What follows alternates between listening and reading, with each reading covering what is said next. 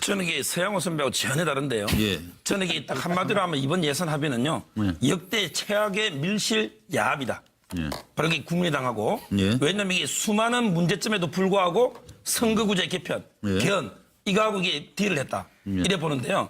제가 이게 예산의 문제점은 너무 많아서 이게 칸이 부족한데 예. 정확하게 불러보면 공무원이 실제로 3만 7천이에요. 왜냐하면 이게 지방직 교원까지 합치면 지금 이게 9,475명이 아니란 말이에요. 또 이게 두 번째는 최저임금 보상이 말이 안 되고요. 그다음에 기초연금 이것도 과도한 복지입니다. 그다음에 법인세 인상도 세계적 추세와 안 맞고요. 그다음에 7.1% 이것도 이게 제가 보기에 시장의 실패보다 정부의 실패가 더 가능성이 높아요. 예. 저는 이게 시장의 손이 보이지 않는 손이 더 효율적입니다. 네. 이런 이게 수많은 문제가 있음에도 불구하고 네. 국민의당이 처음에는 이게 반대했거든요. 예. 그런데 갑자기 개헌안이나 선거구제 개편, 중대선거구제 이거하고 이게 딜을 해서 야합을 해서 이게 통과시켰다. 예. 저는 이게 그래서 최악의 밀실 야합으로 봅니다. 저 민주연구원에 김현성 부원장 갔다가 이제 김광덕 사실을 생명으로 다루는 법률가께서 그런 식으로 호도를 하시면 안 되죠. 저는 이제 왜 어떤 부분이 사실관계가 다르다. 이게 야합이라는 게 지금 향후에 예산 정국 이후에 개헌 문제가 있고 그다음에 선거구제 문제도 있을 것이다. 그 얘기를 할 수도 있는 거죠. 거기서 그분들이 뭐 무슨 다른 약속을 한 겁니까? 정치인들끼리 예산 정국 끝나면 이런 게 있을 수 있다라는 예측을 한 거예요. 개헌 논의하자. 네, 그 정도 얘기는 할 수 있는 거 아닙니까? 그건 말도 안 되는 얘기고요. 예. 저는 되게 후한무치한 일이다.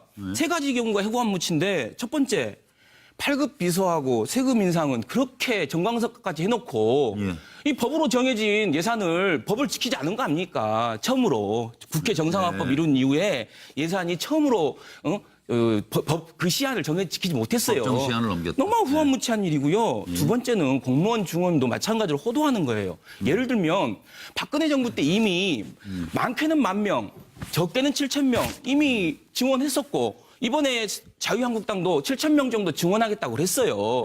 그래서 저는 늘리고 줄이는 게 문제가 아니라 전체 예산 범위 내에서 인건비, 그리고 공무원의 수당이, 증원이 예를 들면 어떤 부담이냐. 그랬을 때 지금 기재부가 그러지 않습니까? 8% 정도를 전체 예산에서 8% 정도는 감당할 수 있는 수준이다.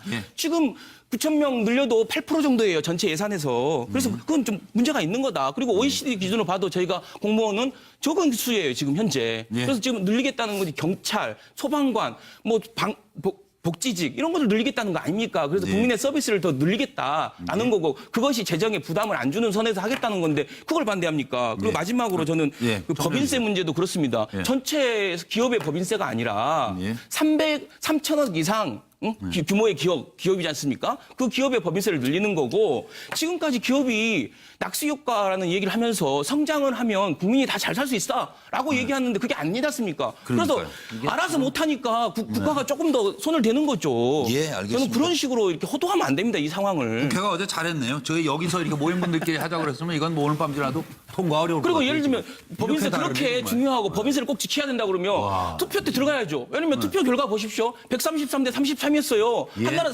자유한국당 들어갔으면 통과 못했어요. 그거 가만히 있다가 헐리우드 액션이나 하고 말입니다.